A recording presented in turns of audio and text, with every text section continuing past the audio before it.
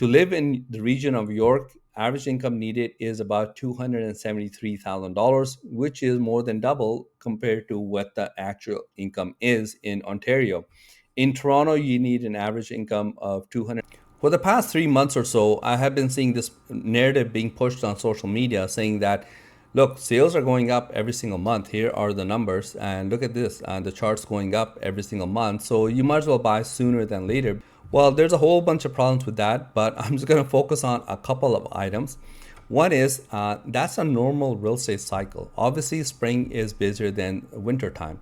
So that's not anything like new. That's not a hot take. That's not rocket science. I think a lot of people know that spring is busier than winter.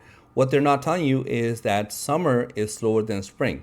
So eventually sales will come down. Even though sales have been very, very low in this spring, they will get even lower this summer. So that's one thing they're not telling you. Second thing they're not telling you is that sales went up, but inventory went up by a larger margin. So we were always in a buyer's market. There was no one time this year where we were in a seller's market. And I'm going to show you the numbers for June right now. And if I can help in any way, you are thinking of buying or selling, regardless of what's happening in the economy, you need to buy or sell for family reasons, you can call or text me at that number. But that's not why you're here. What they're not showing you is that the red column and the dark blue column, they have also been going up every single month and by a bigger margin than sales. So that's why in any of these months this year, we have never been in a seller's market. So that's something to keep in mind. So sales have gone up 62% from January to the month of June, and new listings have gone up 60%. So pretty much canceling each other out. But active listings, what's sitting on the market, what's left over, which will be your competition next month if you're thinking of selling, they have gone up 84%.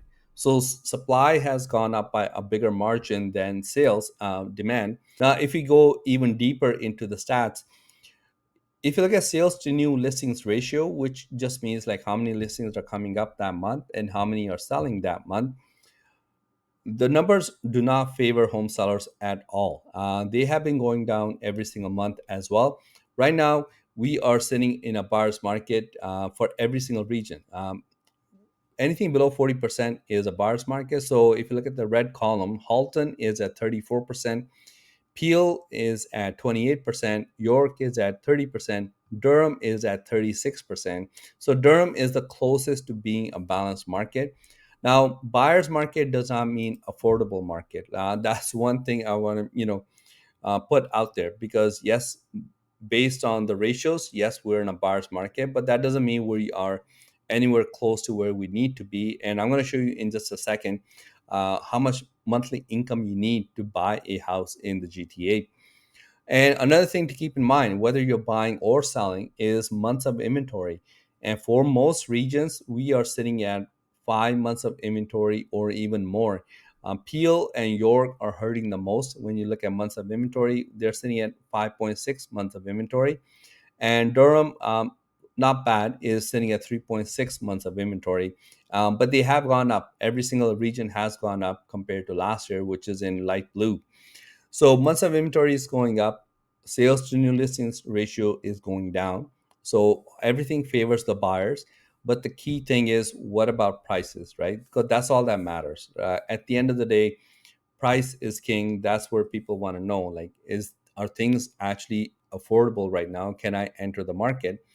For a lot of people, unfortunately, the prices are not there yet, because even though they have dropped, like Halton dropped 3.4% compared to last year, York dropped 10%, but average price is still $1.24 million. Like that's not affordable at all. Peel has dropped 5.8%, but this is the amount of income you need to buy a house in any of these big five regions.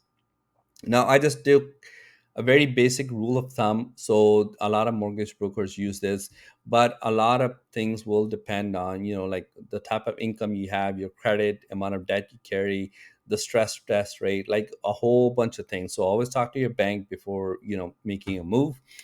So a lot of these online things are based just, like for general knowledge. But if you look at the average income that is from June, you need an average household income of about $200,000 or more.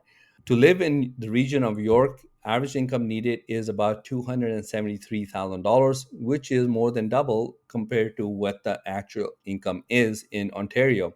In Toronto, you need an average income of $249,000 to qualify for average house, which is the average price is $1.13 million. So that's why I'm saying, first of all, do not believe the hype where they're saying that, oh, sales are going up, so why not get in sooner than later? Sales are going up, but inventory is going up by a larger margin, so you don't need to worry. Second thing is sales will come down. If we follow a normal real estate cycle, sales will come down in the summer months, so you can shop then. Or if you really want to wait, you can shop in the winter time. Sales drop even more. The only problem is in the wintertime, there's less inventory. And another thing to keep in mind, yes, technically we are in a buyer's market based on the ratios, but we're not in an affordable market by any means. Like the prices are way out there. We're nowhere close to what they were in 2019. And I'll see you next time. Thanks. Bye.